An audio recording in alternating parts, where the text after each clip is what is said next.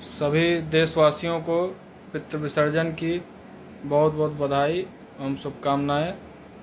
मैं पितृ देवों लोगों से प्रार्थना करता हूं कि आप सभी के घर शांति बनी रहे, सुख समृद्धि का और वैभव का माहौल हो।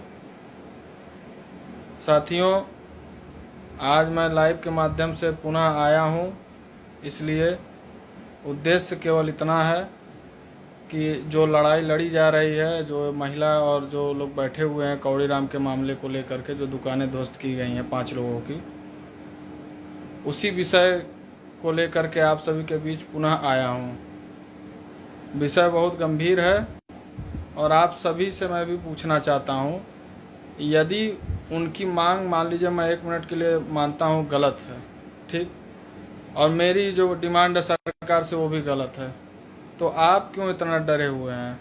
आप क्यों मेरे फेसबुक के तीनों अकाउंट को, पेज को ब्लॉक करा दिए हैं, रिपोर्ट करा दिए हैं, प्रतिबंधित करा दिए हैं 2 दिनों के लिए? आज सुबह मुझे पता चला कि व्हाट्सएप पे भी प्रतिबंध लगाया जा चुका है ताकि मैं मैसेज कई ग्रुप में शेयर ना कर सकूं। मालूम होता है कि अपने हक की बात कोई नहीं कर रहा है, कोई दंगा फसाद करने की कोशिश कर रहा है संदेश द्वारा। यह किस तरह का न्याय योगी सरकार और मोदी सरकार में चल रहा है? यहाँ कहते हैं ये व्यापारियों की सरकार है, लेकिन आप बताइए, जो व्यापारी आज 26 दिन से बैठा है, कल उन्हें जबरन हटाया गया। उस गांधी प्रतिमा, अहिंसा के प्रतीक माने जाते हैं गांधी जी, महात्मा गांधी, उनकी प्रतिमा के नीचे 26 दिनों से शांतिपूर्ण तरीके से वो लोग बैठे थे। और कल मेरे जाने के 4 बजे मैं धरना ख़त्म किया अपना, और उसके बाद मैं गया, कमिश्नर साहब से मुलाकात करनी थी मुझे, प्रधानमंत्री महोदय को भी उनके माध्यम से ज्ञापन सौंपा हूँ।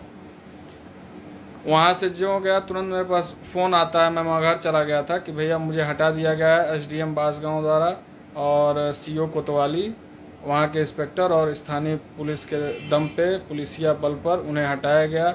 और जो महिला जल पे थी केवल, उनको जिला अस्पताल में भर्ती कराया गया था। आप बताइए, जो हक की लड़ाई लड़ रहा है उसे जबरन आप हटा रहे हैं, आप उनकी बात सुन नहीं रहे हैं। 26 दिनों से लोग बैठे रहे, तब तो आप नहीं आए पूछने। वो महिला को शौक थोड़ी लगा था कि वो 26 दिनों से केवल पानी पे रह रही है। उसे भी कोई शौक नहीं है, अपना घर द्वार छोड़ के वहाँ पे बैठी है, वहाँ पे न्याय की लड़ाई लड़ रही है, न्याय की मांग कर रही है। तब तो आप उनका हाल चाल जानने नहीं आए कि क्या तुम्हारी डिमांड है। और जब पता चला कि आपके गिरबान कहीं ना फंसे, तो आप आए, टांग कर सबको भगा दिए, बाकी जो लोग थे उनको खदेड़ दिया गया। मुझे सूचना मिली, मैं घर था, और आज मैं हो सकता है शाम तक लखनऊ जाऊं इसी विषय को लेकर के, या मैं जाऊंगा या कोई भी जनप्रतिनिधि जाएंगे आज लखनऊ मुलाकात करने इस विषय को लेकर के, क्योंकि ये लड़ाई अब मैं लड़ूंगा, चाहे इसके लिए कुछ भी हो, चाहे इसके लिए पुलिस के द्वारा मेरे ऊपर भी दबाव बनवाया जाए, गिरफ्तारी कराया जाए, मैं उससे डरने वाला नहीं हूँ। क्योंकि अगर इस न्याय की लड़ाई में गिरफ्तारी भी होती है तो वो भी फक्र की बात होगी। कम से कम सरकार डरी तो हम लोगों से, हम लोगों की आवाज़ को दबाने के लिए इस तरह की कायराना हरकत कर रही है ताकि हमारे संदेश को ज़्यादा लोग ना देख सकें और ज़्यादा लोग फैला ना सकें। यह किस तरह का सरकार का कार्यपालिका चल रहा है, न्यायपालिका चल रहा है, समझ से परे है। आज जब मुझे बात की जानकारी हुई तो उनका फ़ोन आया था जो वहाँ पे धरने पे बैठी थी कि भैया बताइए, हम लोग के न्याय के लिए आपके पास भी इस तरह का दबाव और इस तरह के मतलब सरकार की गतिविधियाँ आपके द्वारा रोकी जा रही हैं, सरकार आपको रोक रही है, रोकने का प्रयास कर रही है। हम कहे आप डरिए मत, आप अपना स्वास्थ्य का ध्यान दीजिए और हम लोग लड़ाई फिर से लड़ेंगे। माता रानी की कृपा से आज वो डिस्चार्ज हो गई हैं, वो फिर से वहाँ पे बैठेंगी उस धरना स्थल पे और न्याय की मांग करेंगी। और मैं भी अगर आज गया लखनऊ तो ठीक है, नहीं तो मैं भी आज से व्यक्तिगत रूप से वहाँ बैठूंगा, उनकी लड़ाई को लड़ने का काम करूंगा। और एक बात और बताना चाहता हूँ, कल गोरखपुर में आनंदीबेन पटेल माननीय राज्यपाल महोदय आ रही हैं, मैं वहाँ पे जाऊंगा इनका पत्रक सौंपने और देकर रहूँगा, चाहे इसके लिए पुलिस मुझे रोके या कुछ भी करे, मैं उससे भयभीत होने वाला नहीं हूँ। क्योंकि अब अति जिसको कहा जाता है अति हो गई है सरकार की। मैं राज्यपाल महोदय को यह सूचित करना चाहता हूं कि देखिए, आपकी योगी सरकार जो पेपरों में, कागज़ों में कहती है कि मैं बहुत अच्छा कार्य कर रहा हूं, मेरे सरकार के लोग अच्छा काम कर रहे हैं, जनप्रतिनिधि भी अच्छा काम कर रहे हैं, मैं उन्हें ये बताना चाहता हूं, ये केवल खोखली बातें हैं, इसमें सरकार में किसी को न्याय नहीं मिल रहा, न्याय उसको मिल रहा है। न्याय क्या, उनके साथ कभी अन्याय हो ही नहीं रहा है जो पैसे वाले हैं। ये कहते हैं माफिया पलायन कर गए प्रदेश से। आप बताइए, अगर माफिया पलायन कर गए तो ये क्या किस तरह का काम हो रहा है? वहाँ पे 552 दुकान जिसको नोटिस दिया गया था उनको क्यों नहीं गिराया गया? उनके ऊपर क्यों नहीं बाबा का बुलडोजर चला?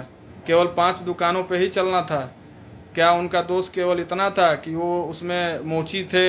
एक दुकान मोची की थी, एक चाय पकौड़ी की थी, एक छोटे मोटे दुकान खिरची मिर्ची की थी।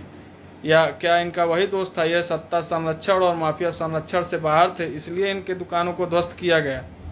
ये बहुत ही गलत है। वो औरत 4,83,000 कुछ का गोल्ड लोन लेकर रखी हुई है।